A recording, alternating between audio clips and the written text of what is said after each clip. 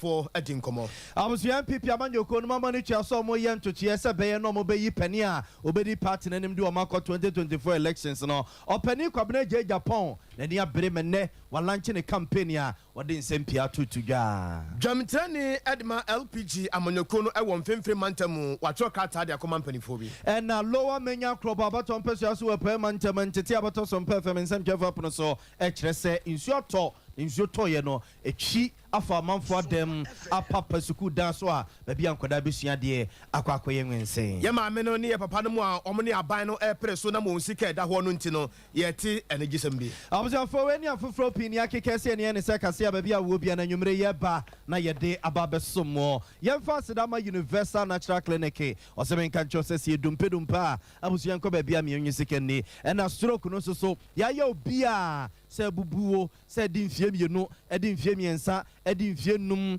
edi afe evie bia di bia no furniture universal natural clinic de enye ho adwuma enfama odompe no so sa ato afa ho sa afreche sa bu pen fakoda wunum no mo enye ho adwuma mfama esu ahya ase se tutoi ohunam ni dwao wa ho tutu aka no ho a universal natural clinic ne ye ka ho asem ede ekire wo siatica oto ase twetwe pa universal natural clinic ye ho adwuma ye wa tonsu S-line ye bebu nsuom honum enam bi zone 5G so no ye de bokase yesu amana ye de mi zone de medical catch say umahudo benum ye obako a eye ankanko a ye obako so a eno no ya brobenko a ene ye obako a yaka fruit ni nyina e de abomu a kwasi bronika na say preservatives bia ni mu a esi kire nim ye mfa duro bia nso mu enti say yanka ankanko a na wonum say ya brobe so abrobenko a e na wonum a ye mfa bibia emfrem ye ma obia empenin kokra merewa obia no bia boa ne pa 5G ne de ema energy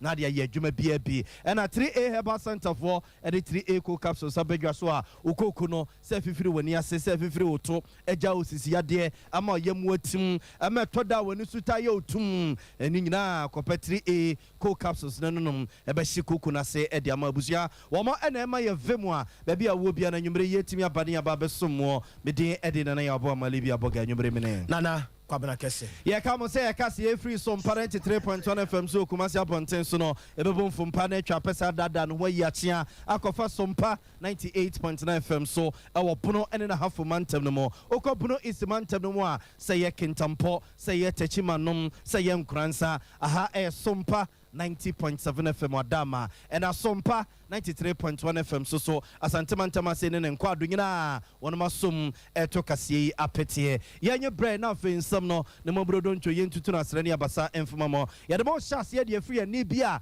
abusu free na no kwase da eba ahyase ebo potabribri na edia de ncheche o ye social media no so a opani no a wo kasa no ne nsam a wo kanyina ene se oyopani kese pa awo MPP amanjoko no mu a wo sa so adwuma o post adwuma ne mu a se kra de ya pagya no ababe ne commissioner baby a wadu na kyesa IGP kra no wodi bi ema ne yeye na oti opani ne nkoma a wobo ene se de wo si bobo ne nsam so fa no a wo ka de ya kire MPP amanyoko praying enye praying fa se Dr. Ekufu Dampare IGP o ho no mu sese MPP amanyoko ne MPP aban na anya nhyehyɛ no mo anye IGP amfiri ho no mu a kwan bia so 2024 elections no NDC amanyoko no bedi nkunum ema MPP for atiato form ewa batu no mu opani ne kyese utietie Dr. Ekufu Dampare ensemu a kyese amanfo akekanom ene adanse ekuta wo no mu no a opani no ene NDC amanyoko no ene konakra na ne yonko brebo pa yo ne bokus yatafre eye mampani dada John Dramani Mahama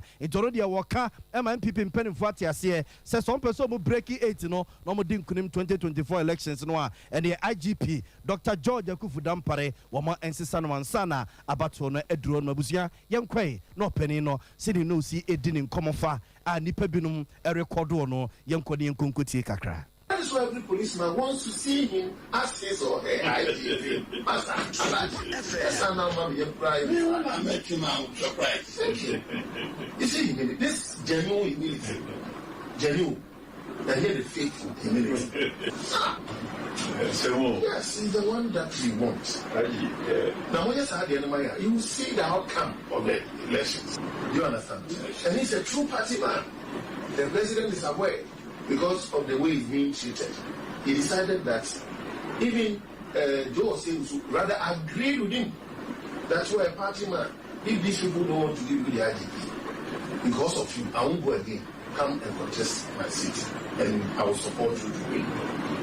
That is not what we want. We want him. Constituency, yes, but why? We don't want him as MP. Yes, not Teresa. I told you, he's a party man, and the president is aware. I am telling you, he's here. You see, it is not his only his constituency that we want him to serve. No. He should serve MPP at the national level. Yes. I mean, that's his profession. That is his profession. Yes. He's a lawyer, he's a chartered accountant. He taught me at the police college. Anyway, I got 85. I got 85%. And when he teaches you, I mean, he has a nice method of teaching. So getting the import of what he has taught you is very easy. It's simple. Simplifies everything. So he's the one everybody wants to see. This man is not a lawyer. He has no fair idea of the law. He has never been on the field. It was NDC that was promoting him day in, day out. When Massa was assistant superintendent of police, he was a sergeant. You are what? Sergeant. Then NDC brought you this far. Now, what is dragging about is the fact that he will be IGP 2030 because the Obama has promised him if he should win, may God forbid anything. If he should win, he will maintain him as IGP. And he is who was there to hear this? Oh, it is true. Wait, a meeting was held.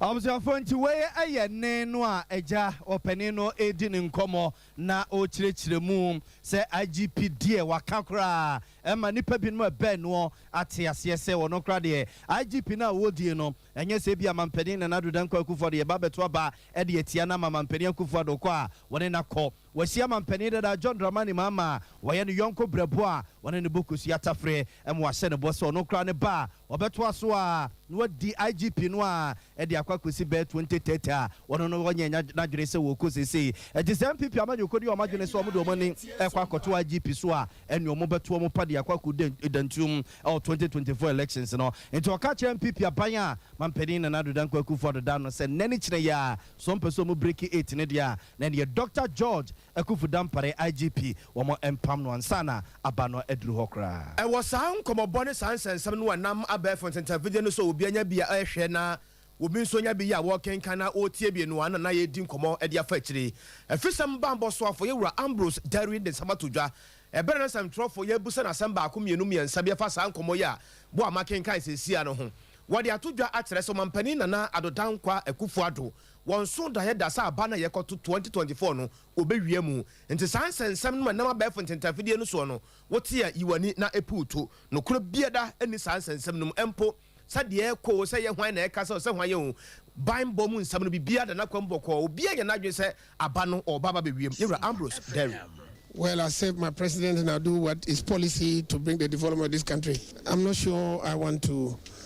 get involved in any investigation of things except that they relate to crime. Then we'll do that. But I think that so far, I think we are doing well. As far as I'm concerned, what the president of this country made clear right back to the manifesto of the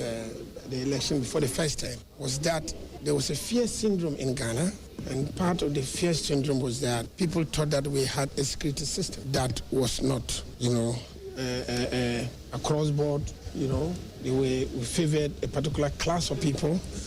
in office who were too big to be touched, and therefore the tenet of rule of law that we are equal before the law was not tenable, and also we had a professionalism at the time that we were not training people adequately, we were not equipping them, and that's what we sought out to deal with. And therefore, as far as I'm concerned, we've made a lot of progress along that line, and we've had a police system now that is professional, that will arrest you whether you are MP, whether you are minister. When you commit an offense, you are arrested and you are dealt with. And above all, they will arrest you if you are a policeman or policewoman. They will deal with you. And now, under this dispensation, you realize that we've made the right to demonstrate a real right. Tapes and whatever you have will only be useful if they relate to crime. But otherwise, we don't know. But having made that positive determination that this is criminal or not? Closer look at what? Do you have something that you have seen that you want to ask me? Then ask. No, we've heard. Please. Let me make it absolutely clear that this government is not going to tamper with 2024 election.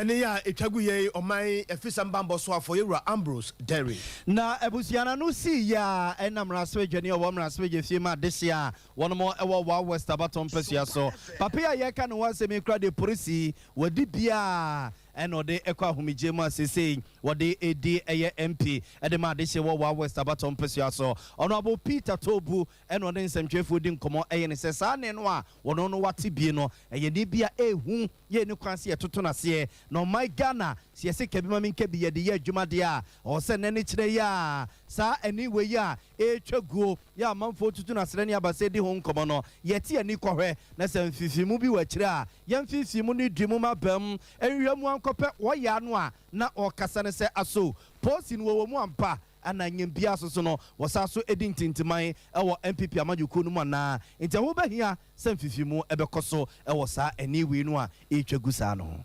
I've listened to the audio and it is quite strange. No commissioner worth his salt will do this. I'm tempted to believe that is that application of AI that has generated the voice and have done such a thing. It is dastardly, it is shameful, because if you want to lobby to be appointed of IGP, that is the wrong way, because what you are doing, if it is true, if the president even remove Dr. George Akufu Dampare and appoint whoever is lobbying so badly for it, we will paint you as an MPP surrogate, and you cannot perform as an IGP. From my professional background, I think that is an AI generated something just to deceive the public, and the president will not listen to this kind of thing. So let's just throw it to the dustbin. It's not something that we should try to give it so much publicity. No commissioner worth his salt would do that. And even if there is any commissioner who has done this, then that such a person should never even get closer to the office of the IGP. Well, this is a national security matter. If the state thinks that such a thing can affect the security of the state, fine. But for me, if you ask me, I will tell you, let's gloss over it, let it slide, let Dr. George Akufu Dampare have a freedom to work. And let's assure him that, listen, these things will not break you down. You are doing a good job for this country, and all we have to do is to encourage you to perform. When your time comes and you are gone, they can appoint another IGP. But if this is how we remove IGPs, it means that we don't want our democracy to stay. We will break down the police service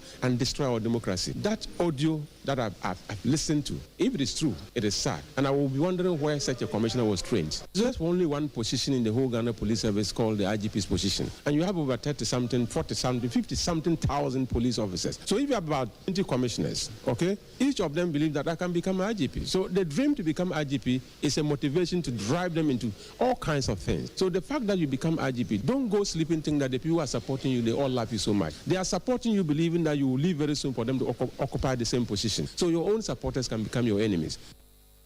Abusia we amra se adwani o amra se agefie ma this year wo West Abaton Pesua so ne yete ne nka no bo Peter Tobu enana ocheche nsemo se obegiba dipa se ene no a etwego na amanfo bi che se wo ye police pani ya wo ye COP kura e wo posi adwuma no mu sese no wo nyinni se obi bedi posi every constable afro akwa koduru COP amu akwa kugina baabi akwa keke nsem no na openi no eka no wonde ogidi se enipa binom na akeka ne na sie ne a wo edeba begu owura na animase na ogidi esuso se enye ade a mampeni na nadodan kwa kufuado wo be pass mpo na pesuwatie bibisa na ode etuanam wei eye Peter Tobu a wo yemra se bidwani ma desia wo ewo wa West Abaton Pesua so ene court sa kwa transe biom yewura James Jache kwese ho sansam a ekoso wo court no a na kyese ne inyaka court asempa yewura Chachuchi kata na kyese wo giram ede ma yewura James Jache kwese ba de sa no a na kyese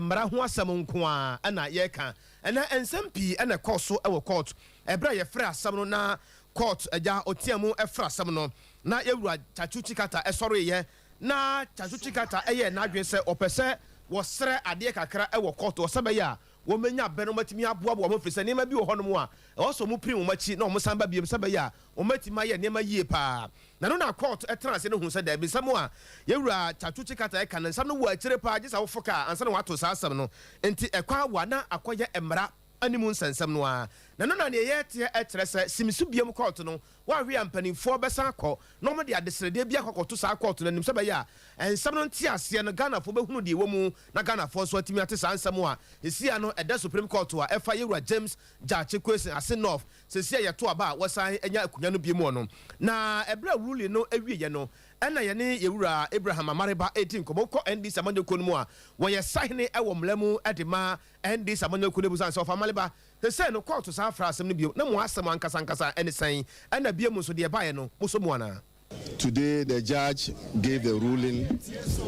but refused our application. The judge said that there was no special circumstances warranting her to stay the proceedings. We are disappointed. We are dissatisfied. We intend to repeat the application at the Court of Appeal, where we expect a favorable result. As a result of that, we ask the court to enable us file the appeal at the Court of Appeal, the stay of proceeding at the Court of Appeal. Granted, and so we are back to this court on Friday for the continuation. But what is important is that we are repeating the application at the Court of Appeal because we are dissatisfied. Deputy Attorney General, what about Alfred Chiayabu and so Edin Sam Kakraman Sam Trofo? This is a court of law. It is not a court of political gimmicks or razzmatazz. It's for us to speak law and talk law in court. We talk law, we spoke law, and we are vindicated. It's going to continue as ordered by the court on Friday. And Friday, our witness will be in court to continue with the cross-examination. It's within their right to do so, but their filing does not automatically stay proceedings of the trial court. If they file, we will respond accordingly. But to us, we are dealing with law. We are not dealing with sentiments. We are not dealing with politics in court. Politics belongs to political platforms. Law belongs to the courts. And we are here in court to talk law and not politics. Some of the minority MPs. And yeah, a Deputy Attorney General, Honorable Alfred Chiayabu. Na ebusia say no from Raswe Junior Honorable James Gyakye Kwesi na semia ena enam so menne Raswe Dwam adwuma na wasam Raswe Gyafo no kokoye no entete ebeto so mpa fam nsem kyefa pono so ifra no pa no a e de besi awia no ane e de prem tibere kase ebremo ene se endi sem Raswe Gyafo no de anoma bakra ensim Raswe Gyafie mu hono mpo ne mpese adwuma na waso mo kokoye no wo matimi aboa amano akwakoye enam so Raswe Junior wo Raswe Gyafie mu e ma de hye waso baton pesua so a ono akona ye minister or parliamentary affairs won sensem esa so ededom kese na no Raswe Gyafie mekere se sa na montu we nyina eyo munua ase no Raswe Gyani Honorable James Gyakye Kwesi ne case ya na ne court na efrinti ene mo nyina hweche se wo mo hwete ya wo ma NC parliament won mo mpo ne mpese won ma aba be ye adwuma ne yenkwai na Honorable Ose Chairman Sabunsu sene usi eka ne nsem fa ye wo Raswe Gyafie e ma speaker so ye se sa akoba ne saade a ene omo ntwentwen so kakra NDC fo no wi omo koto asem na so mbeba omo bo mato aso no ma ye adwuma Honorable Ose Chairman Sabunsu. Colleagues from the other side who unfortunately I'm told have elected not to be in the house today. I guess we may have to have some discussions on the way forward about those questions. The people to ask the questions are not available. The ministers have come to the house, but the persons who ask those questions are not available. So as I'm saying, subsequent to this, we may have to meet and then decide the way forward with such questions, especially as the responses have been given. But it cannot be a decision by me alone. We have to have some determination made on that. So, Mr. Speaker, I believe we can now go to the presentation of papers. Suspend the House for 15 minutes. And then 15 minutes is 15 minutes. So the House is hereby suspended. Abusuanti we yamraspe dwani o wamraspe dwefie ma dehye wo so am yabato mpesua so no bolo say mensa bonsu ene yete ne kana no de nsam to speak enim say na akwakoye say NDC mraspe dwafo na no mabakra ensi mraspe dwefie mu hono a enke jankom ntonkoso na enka niema nkete a enke deda wo manim no enko moboso na speaker ye ne so mo ye ne saso so a enya dia ebi yi ntebe ya wo mo nsore no mo enkope insuo bi mobo na odon fo ya domineja sima be dunu machi endi simraspeja fo no ba wo ma atoa so akwakoye adwuma da busua ni nyina mu no ena mraspeja ni wo mraspeja fie ma desia e wo Kankwe Central abaton pesua so miami nua pani ono abo Patrick Aboama esoso eye se baby o maduro de wo mo besro mu nua no mendisi fo no se etoda wo mo emagana fo eye yo ehi omo sense ebe se chencherenchene a ye de enua somasi akwakogina koto ye de enua somasi kokoto ne ntie nyina no ye agibum agya adwuma no wono akwakota na chi omrase je fie mo se basa na mmoa oman ne nkanko ene ne mpuntu nto obesre ne nua no mandisifo no se toda ye nwenweno oman ne ho sense ya nkasa ye pense minkumnya ye bitutu ho anamo. The contribution of the minority when it comes to the business on the floor. It's a very important caucus in our parliamentary business. So any decision by the minority not to participate actively in the business of the House would definitely affect proceedings. It's a very unfortunate situation that we are going through, but the minority is exercising their rights under the laws to go and solidarize with our colleague Honorable Kwesi, who was sworn in a week ago. I want to entreat the minority to reconsider their decision, because Honorable Kwesi is duly represented by very experienced lawyers who can fight his case for him. It's very important that we also get measured with what we do with regards to our responsibilities as members of parliament, and as duty demands of us, we ought to be in the chamber to represent the people who voted for us. Yes, you can show solidarity, but you should not forget about your responsibility as a member of parliament. So it's a right. It's a caucus decision, it's a party decision. I respect that, but I'm entreating them that there ought to be a limit to what they do, especially when we have business on the floor to partake. Abuzua we yamrase dwani di ma desi omo Kankwe Central abaton pesua so wankra pompone mantem honorable Patrick Aboama. Yanko Asenov LPG amonyokunum ana ye gina kwafala ba de ma LPG amonyokunum yewura Kofi Akpalo ana na ye party no eye ne dia na wokọ Asenov ho se no a dwamtene e de ma party no wo Asenov ene ne mpotem ho owura Joshua Kumsi ana kyese wiase de sabi bayifo ba pa no hu ade a efe a sabi obunani edigu so ene sen watrase din ahunu se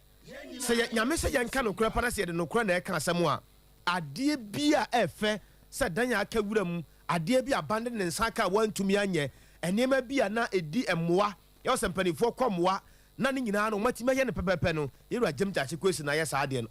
na ntidi entipa na obetena ho se woda so edi LP jamonyoko na chi da ben ne chena da ben LP jamonyoko yi ebeba power no mo so nya bibia yo enti wodi 10 watwamten wasasa ne nkuku ne nkaka nyina wode ne krata akoto mpanifo nim se adwuma a wo so obeye e de ma LP jamonyoko no wajayo yentinasem anokwasem ni ase not ye biaye bia ye no mpuntuo ne yehwehwe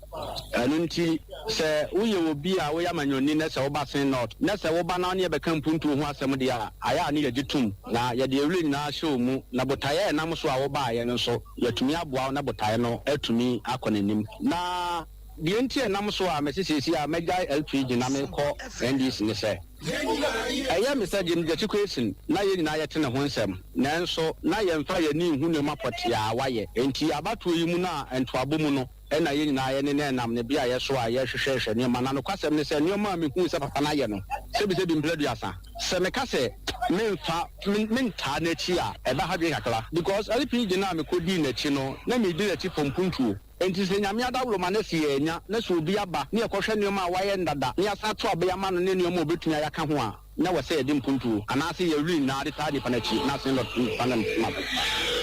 Na opani kum sire amafo bi so ke kasa wo kura wutu we NDC ni deda enti so also agya LPG ko NDC a enkanya asem fufuru bi ana no so e na me ni a wutu me 77 play aka say LPG sisi a say Mr. Kofi Akwaluka say wonye LPG bi ba obeto aba Ghana ha some ye say o party anko beto ama no o party anko beto ama sisi a party bi a obi aka ni bia no obi free party bi no aba party bi na wo dom ados no to ya pa ba no wi enti so bi am free party bi ma to wonti me party ko ana anya fa ne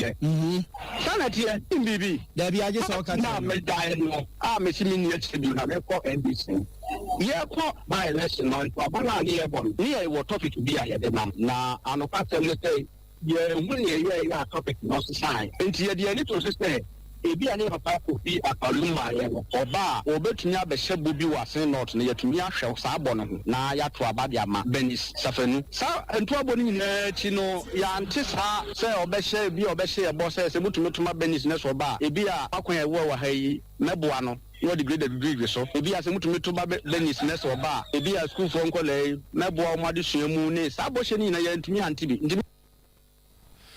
ɛne ya etwaguye Joshua Kumsin ɔno na okɔ ase nɔfo a wɔyɛ dwamtani ɛdema LPG amanyɔko no eyi ne ebusa yɛwura Kofi Akwaluka papa wada roma wona party ne yɛwodia ɛna wo chairman afiri mu yi ongui ne mmom wɔse wɔkɔ ndi amanyɔko no o kan sɛ David enya me nwa sɛ bio ɛno a obi free prison by ɛna no pɛ so obi so ko prison so the message no ebi no a ebi mo free plane masi fra bocha be Ghana ebi mo so afu plane a mo kɔ back enti no party de enya me nko ame dia obi a betimi abedo mo party no ada opɛ no betimi afiri ma da opɛ betimi so abam enti party de ɛyɛ we kɔ na we ba enti obi okɔba wan free mu a wo nko so obeka nti bedo ma so mo free obrabom na otimi kɔ anim nti so obi wo na ofiri wo nkyɛn a mema na ha because na Yakobon na eyi na free mi sɛ de bi obetimi kɔ anim Kofi Akwaluka no Abusuya yantoaso yagusu ademu wa amanyosem ne yedemu free LPG amanyoko no ne yedemu akɔ ɔso no kokoko MPP amanyoko na tena ye mama no tua sɛ MPP amanyoko ne ya hobo akɔto aba akɔyi pani a wɔne behim frank ade ama amanyoko no 2024 elections no a Ghana ma de hye lazy ebutu na yakɔ akɔto no sense ruwa no bedu na afa nkrata ɛwɔ MPP party no mo srɛ etwa ne ne yɛsɛ ayenefo sɛ wɔn ɛmfa tumi ma wonum na wɔn ni party na ne mo fɔm nkɔ 2024 elections no emu baako yɛ yewura kwabena agye Japan a ɛno bi atwa mu no yɛ twɛtwɛfo pɛne de man MPP amanyoko no nene walanche de campaign wan krapompere mantamo na ɔse bibie no hono mu a ɛyɛ ne hu wate sa manfo keka an ya kansie no ɔmo kɔ no ba ɔmo yɛ huradi kan ɔse ɛnyɛ ne hu alankyerɛmate huradi kan ɛnyɛ ne hu kene Japan huradi kan ɔse ɛnyɛ ne hu Dr. Kotokra so no huradi kan ɔse saa nsɛm no nyina no emu fua bie no hono mu a ɛyɛ ne hu ɔde ɛne ɔya ɛne so ogusu nante ɛtwa ne ne yɛsi ahenefo no so egusu a yɛ adwumaden a ɔwɔ gidi wa rehyɛmu sɛ kwambia so akansie ne nkɔwiye no no kwabena Japan na edi MPP party nanim akɔ break 8 na ma wunum. I think this is the second time this question is being asked. Don't worry at all about that. Underdogs win all the time. It happens. So don't worry that I'm not seen as a front runner. I've said this before and I want to repeat it. There are two front runners. They are there by default. Baumia is the vice president, is number 2, so he's aspiring to be number 1. That's normal. Alan Shermatin has been number 2 electorally for the last 3 elections. So he wants to aspire to be number 1. But it's important that for Ghanaians to find out what they stand on major issues in the country. I've laid out my program, and that's why I've always challenged them to have a debate, because Ghanaians deserve to know what we are thinking, what our policy differences are, and also to defend our record in government. So I'm very confident. You can't just say somebody is a forerunner because he's there. No. What do they stand for? And it's the duty of you, the media, to ask them what they stand for. I've shown you the 6 planks of my new dawn. That's what I'm going to do. I've told the Ghanaians what I'm going to do. Abusuanti we ka na twatwa for penny de mo so no kokoko mpipia manyuku ne yewura kwapna eje Japan yete ne nka no sese nani abede pa ene ani bidi nso gyan kasa mirikra de wanane a ogusu anantim esrem mpipia manyuku ne twa ne ne esi anyenefo so momfa tumi ema no sensem a amanfo ekeka no kra de wonti yempo ene mpese wakwakutie no de kwan bia so nkurimdie e wonafa Dr. Edu Anane entry ene ye convener edema wone a wone aban no preso on sika eda honti ene ye picketing de o ma picketi bia ye betua ne ne montomo bo ase ye betua ne chena montomo bo ase mpanifo ne abekasa ye betua sa ye ne aban na kosia asemo ye kan sa aban no wonye ne sa ne ye dia ejebo ye yete ene se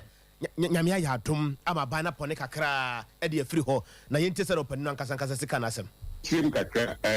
ene pikitia na basuno enyen kokra de mirwa no ena na ko se emebu a omo ema retirement no a omo so omo fa omo bonds no anko no omo na from say omo ay self exempt omo ka say yi omo ho free so omo fa nko ena omo ye different from kokra de mirwa abai na yi free no iti pikitia e ko nyina omo de no omo nka Sompa FM enti ye de ko de bia se abai no we flew there so utia nem say copy kitchen so a yes about to abai bia so almost so abai to ama wo bi ye gibia ye nsaka bia say coupon edi enne na as abai to a untia ma pensioner fonko a untia ma o ma aka no so enyina enti ye picket ya ko nyina omo de na omo nka enso etua etua ebi emawo adiba kwa etua ma ye ntua ma wo eye coup principals usikatina edu ebi na akoye 9 free February 2nd up to 29th May na akoye 9 no edo de abai ko ntua mo de na ma wo ye empanifo no emrwani ko pra de ntua ndi na mo se ska no wo kem e na mo ne abai so ekohihye se edu ebi na abai ntumi ntua o issue treasury bills empawon ngokrani mirwani and kind arrangement omo a mebu aka no and the police arrangement no that comes say abai entua ye wetua he de ama no ontua ma no free you no kodo beba no so nyiska onfa on sisa no enfa nko treasury bill no money abai I assign MOU no almost say yakobe abusuru you no almost say MOU abai enka ho hwe e waka kire say this time be drew how wetua in temtem na so yesama America nti ya nkopi kitchen no ene etwe ma enura so beka ho na kwakoye miensa yesay pediford ho se ye ma ban so obetua intentem ye ma no kwan kakra America kakra nti sa America kakra ye ma ye monitor ABC ena ye mrati so kan se omo de no de principal na ifi ye ya tue de ama ye dada no omo san kan coupons really omo saka omo de nyina se ne ye de ka no omo saka nti omo be coffee kitchen no ye ne ena enura aba statement ama say enura no ofiti asese wo tua principal na ye we tua de ama ye dada no omo de no enura no wa start etua convener edemaye maame ne papa no mu a omne aban presoyi Dr. Edu Anane entry na ene MTN Ghana ya mamre ne amane a omo nsese foforo kra omo de ba bonten wonoma apa hontuma ewo Kumasi Kejetia market ya ningina eye ayo insurance ya eba ne se bia wabusua he se obefie obeyade kakra ene honsensem nyina ebe kwa ko rewrem ne wonoma chechirim apa hontuma Kumasi Kejetia bonten so a opening pa wono ene beda no openi Francis nyabotre echechiremu pa se sikadodo sei ena abetimye ede akwakoye sa wo monhihye foforo ya wo ede abadwa so matudin se ayo insurance no chechiremu ede kire yesi ayo aye subsidiary free MTN ye buy and ye buy say ye the insurance ebeboa nimpa na wo hwe ye dwumedi ya nipa hu gian empa nipa hu ni ye die ehia entina ye die ekukura product fa ayo family cover ye dia ba aye de beboa Ghanaians na de ye dia ba de ye kan say insurance de ehu hia pa because unnim de be si ochina na tembia wokoba na asembe tumi ato na to what say owuo for example to a edi ka bebre be fie bia na won prepare it wo do ho bo ayo insurance a kaka obetie bia no asam no to a ayo beba be so mu na aboa so that you'll be able to organize your funeral. The same thing maybe as we are in our hospital, your higher product and one obe assess na you go to hospital, you chase the car there, they are born out with your hospital bills. Then your product is simple. They are in your phone so and yes, over office beer. Would I star 296 hash? Now I sign up to either your recharge with care and no premium no. You better take for airtime. What airtime there to take a can the insurance mount. Boom. And now what family cover ya and then you better take for mobile money. Every month be an air take which I can see the 10,000 life cover. Boom.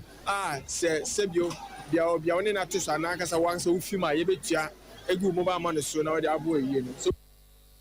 Absafo Penny Francis your penny kwanche for Eda MTN sisi yo mo dia bafofro ayo Ghana no na ochechi nsemo de kire ni sisi kra de enkoye se bia wo kwa akoyade na hospital bills nko ababetua sempo ye kra bafie na ohia mo a san hihye we wo ho hyem MTN mo a wo mo ebetima so asene mo no mo aboa eno oche na kageti adwadifo no wo mo ekasa mafo na se penny power da wo no no na prempes so nya botre echechi nsemo de kire ye ne MTN for the ball maboboa no say no musi esomufa insurance eye wona oye bosumi adwuma enkoa but ne yakwa hia se ese ye no adwadifo no so sa ensiachi bawe ebredu se ese ye de ehu ehyem na ayofo so ema ye hu se we bosumi bia no obetimi to be 10 series ana 15 series ye hu se sika no ewo fom a se ye nuanom e de omu ho hyem a obi ni mo china sem em se ebetimi aboa entina ene omubaya yesu yasuma ye bo ho dawru bi e de abo we adesede na de to MTN Ghana enim ene se oba edwayi mu a nipa dodo na use MTN by network no enim wa yen e odwayi mu kra o customer bi betimi aba obefre wa so obeka cho se mafre wa na ofuna dum ana se mefre o no menyaw esa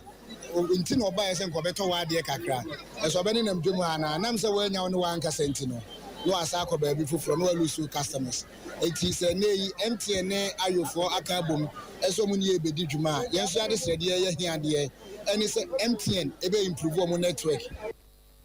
Absafo nti we aye na prempa aye KJT traders ya womo etikumasi abonten so oda wunuma no na obobo mo nsem so de kire no se MTN for the fofra ba womo ka kire mo so wura KJT ya network na nya dwuma into mo hwe no mo nsisi mfama wu afa na waka ye ho a ye kan for the ma wo se anwumre no nsia bere mo kase Sompa 93.1 FM Sompa 93.1 FM ye nuanom ya wo bron apo ye fam Sompa 90.7 omo so ekuram Sompa 98.9 ekwenya akochia menimo ene busafo nyina so kuramu e wo sunwane ene ne mpatamu 5G aperitivo ene music adornment ye kwenim ewo ensam foforo mu ye ko afija kwabe north mansene mu wo asante mantem hasei akyerɛkyerɛfo ya ɛkyerade ewo mpatam ho wone e wonam abija nkwanta kwa mesabi ene nkroto ahodo ye wo mpatam ho nyina no ene o mu sun o masem o mu ka nyina kyerɛ sɛ de akwan ye wo mpatam ho nom no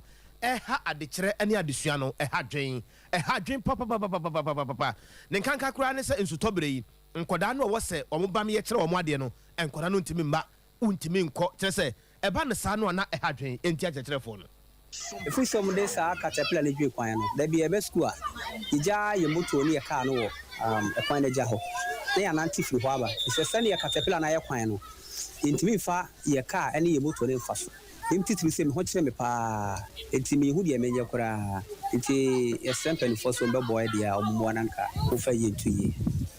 ohawa de bebre a kyerɛkyerɛfo ne sɛ ɔbɛ ahanom no distance ne wo kwan no ho no de ba hanom no emutwe enti ida sɛ mutu na wo benya na sɛ ye ne wo kaa ye de kaa ye ba ene oba ye so wo sɛ kaa bi ansia me boa me yisu kaa private car kwan no almost start kwan no me car no me jai kura me de asiwi enti wo hwe distance no ne se me duru kwan no ho no mo a me nanti nuru anom no na nkura ne kura ko Facebook oja se enti ni nyina so no ka ho bi ama de kire no sese no etwe no ma ko akiri so ho and then again no ade a o ekoso sisi a no o me de aban de ma ba se me ye adwuma de but say enipa kuo bi na ɛyɛ saa de na ɛwɔ so wɔ mo dwene sɛbi nkwalaa ne akyerɛkyerɛfo a ɛso yɛ wɔ ha ho because obɛyɛ akwan say bi a wo personal interest na wo benya free mu ɛbɛkɔ obotom na emu mo anwene daakye nkwalaa na ɛwɔ ha no ne akyerɛkyerɛfo a yɛtwa kwan de ba ha ɛkwan ɛfa so yɛde bɛduru ha wobɛpɛ machine yɛwɔ machine pa a yɛde yɛ kwan ayɛ sɛ machine no ne sisi kwan no so a ɛbɛtwa kwan na ma obiara hunu sɛ ampa yɛdeɛ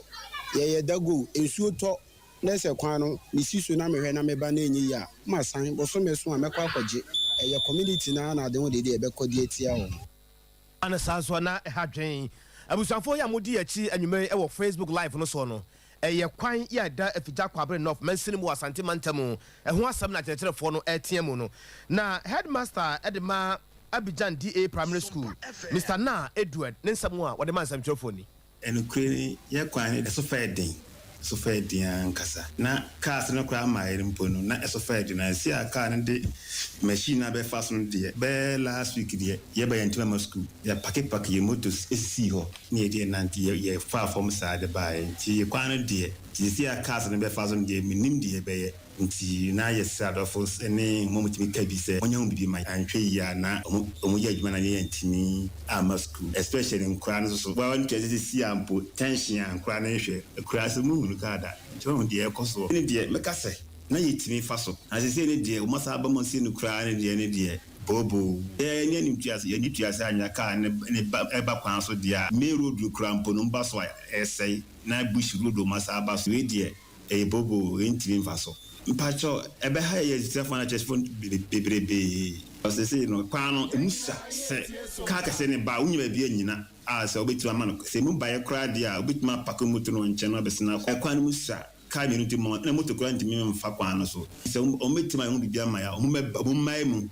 se ka ka se ne kra ba na betima nya bibia package na no besina kwa dia ebetima abo na sei pa die o man si kwa no me si dia intimi emwai school no nyina Headmaster ya wo Abidjan DA Primary School Orana Edward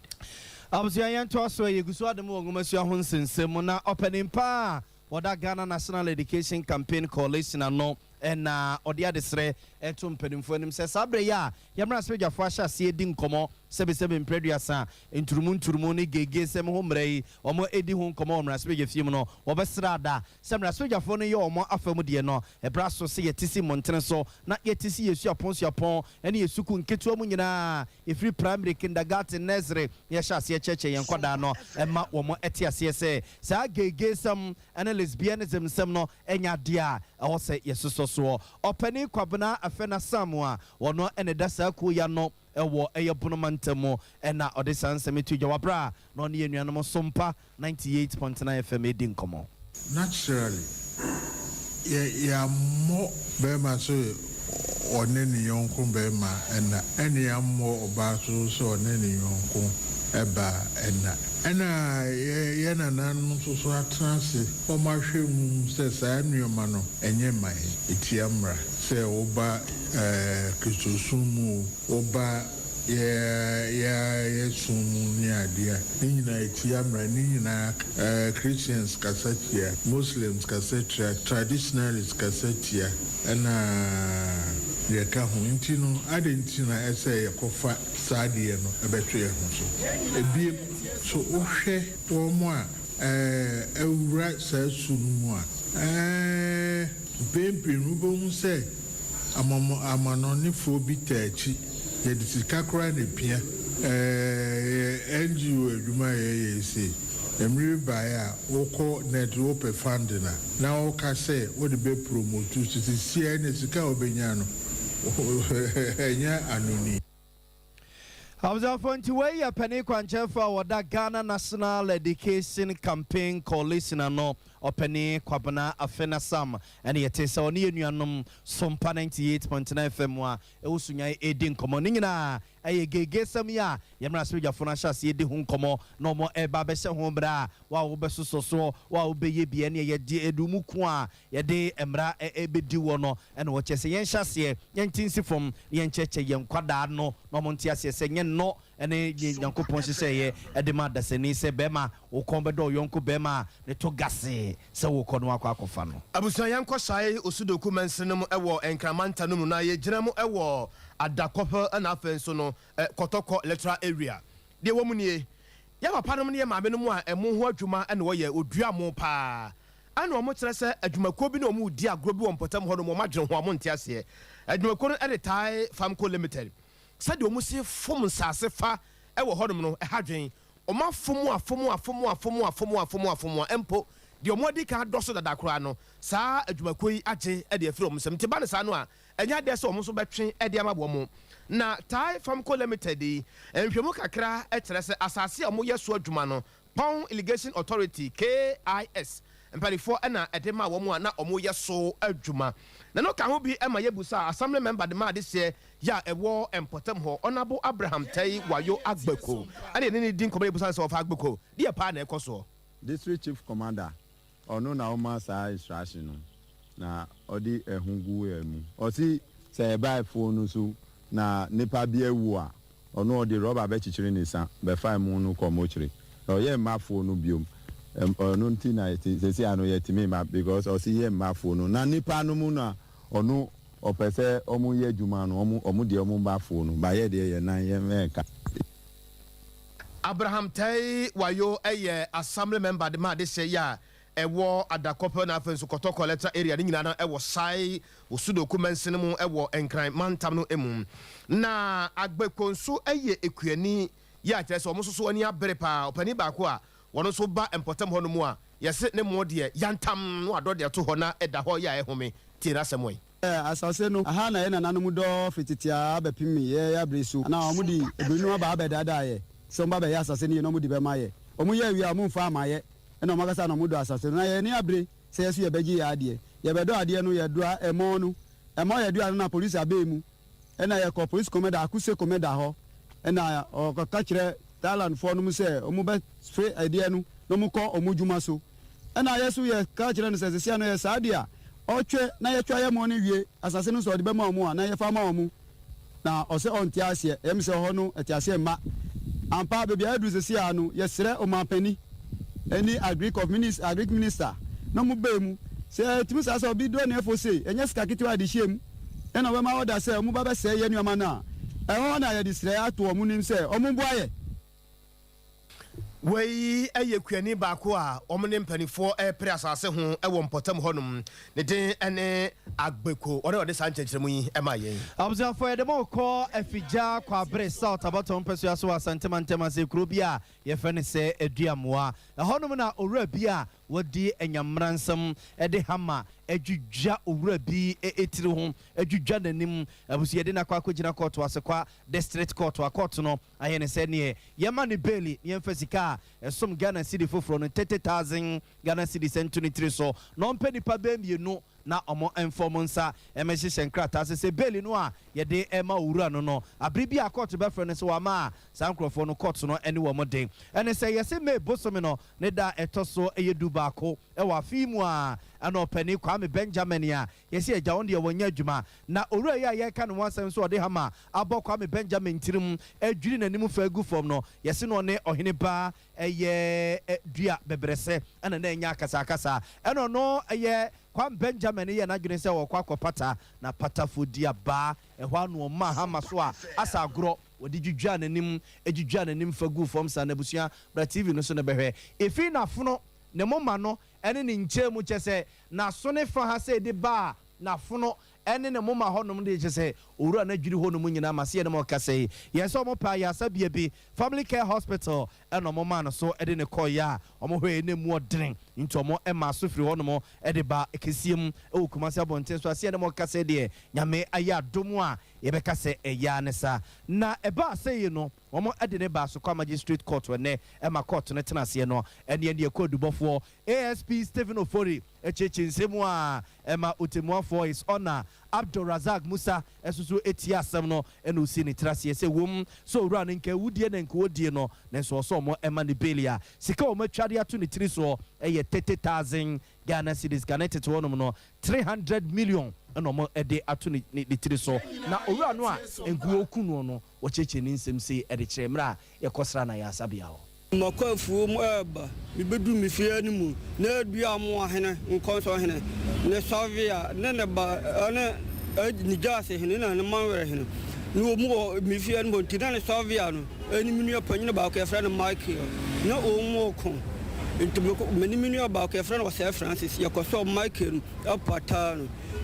no or just in your pure sand Kumbajina ho and a man where he could see Tina or Hena Balu Kutashana Potoa Yantiano Kayamun Kutan to the bum so the Baba Mikamigana and any jazz and a Kwame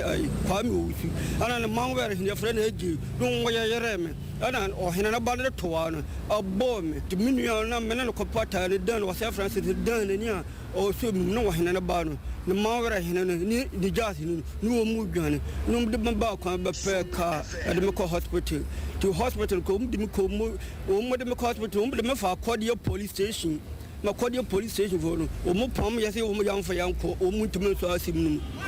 Nuna Chimama I also call Kokoya police case said you are more Henaba and him for the Bill Pranaba Omo Pama Mame Niminia Bal to Mutumin for Sim where I am for some. I was going to wear the Nitri Pan, ye, Brativ, no so that be heard this word, the Nifane, na son, and then na funo, the Nimna de, a funny na, and go drag from Nanitri and a ye ya, one Yanitri, a dima doctor for Adama, and a Chidian Ponyan Crumpoja, now dom, and a dom noir, or that's so etiasian, and so run noir, what the better 39 years and noir, would this and young branson one, Nasam the court no coto, Jessica 30,000. Area 23 so mo fa mani Bailey no don for ya domo o mo ensamra asem no so eye o don for ya domo August bosomene da etoso emienu e wa fi mu a abusua yenko emfimfiri mantemu an abusua asem bi wo ho a wote a utimedwere ho saa na ubusa se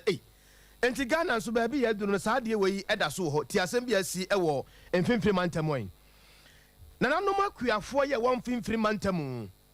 nananom o twi taxi ene wo mo a otwi pragia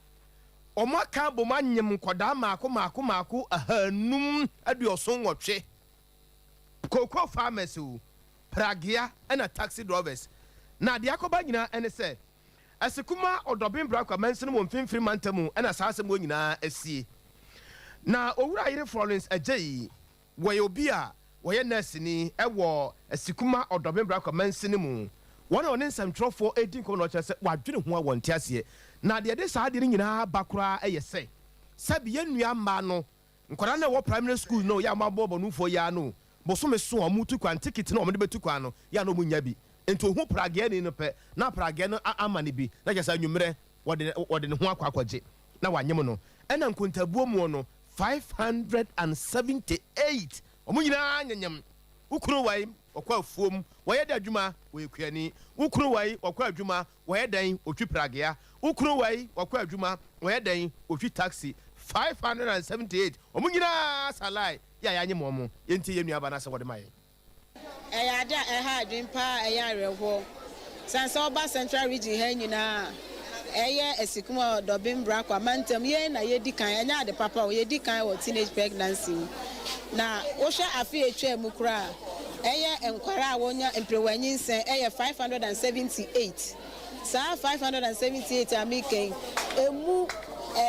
edunsia eye wana wo age ni from 10 to 14 years a wo hwe enye ade a eye ade papa san say ye susu sa mu frey no omusa omunyinsen wo say omufa nyinsen emu na ne ebesra ne say akwaye ohawo district no sinti awofo no yesro mo akra ne daache no ejina yen awofo no so yemma nkora na disua no ehu ehia yen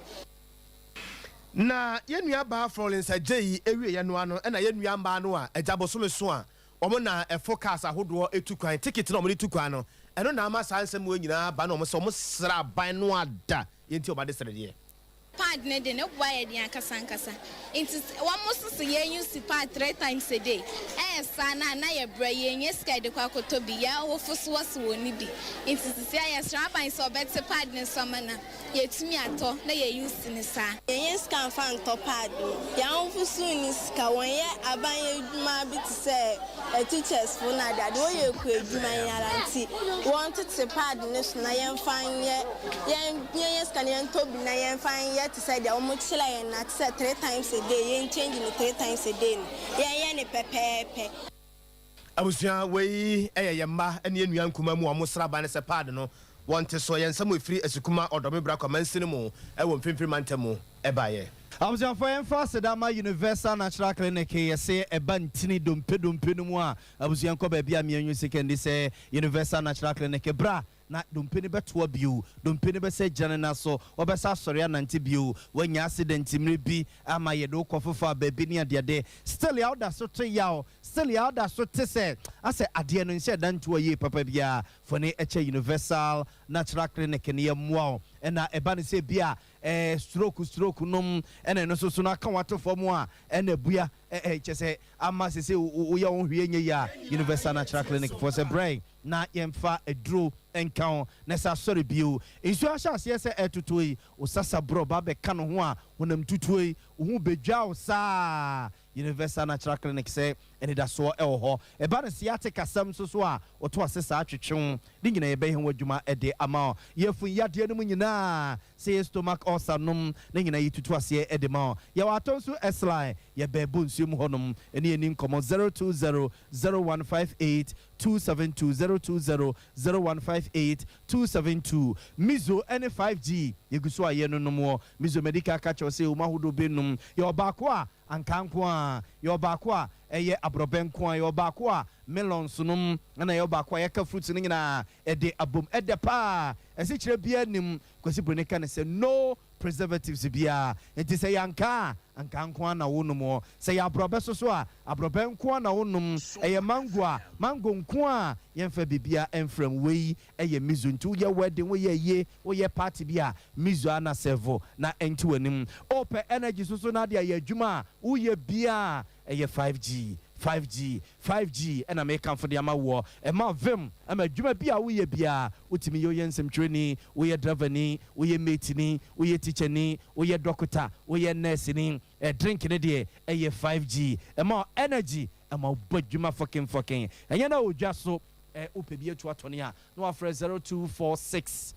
270221 0246 270221 3A Herbal Center at the 3A Cool Capsules Abedwa so a koko no se ja osisi yade koko no ama yemu atim koko ne toda amo ni so ye otum ya wo ba bia agise sum kakra ma oti wani antia eye 3A Cool Capsules na make come for the amawo for the Drugs Authority pen for atum enye na ewudwa so okokole na kanom dani Herbal misi Herbal ni apidankia obenya bi ato for 0546 107107 0546 107107 nepe 3A Cool Capsules na abusia ebo bonisa yes sorry na messages yemo boso kakra na yo yes sorry abusia for yes sorry makofuri na pamfo ababisum atwaso osese yes me if you na systematic abusia for yes for penny asante ebo a Benedict kukua Veronica Jando ne chinchin fidie ne de ma yen ya Grace ene cook akosia sumwa ene mrante de maba one omo Sompa FM in newsroom ene boy chidom edi de nana ya abo amalibi aboga enyemre mene nana kwabena kese ko furi na pamfo sum etwaso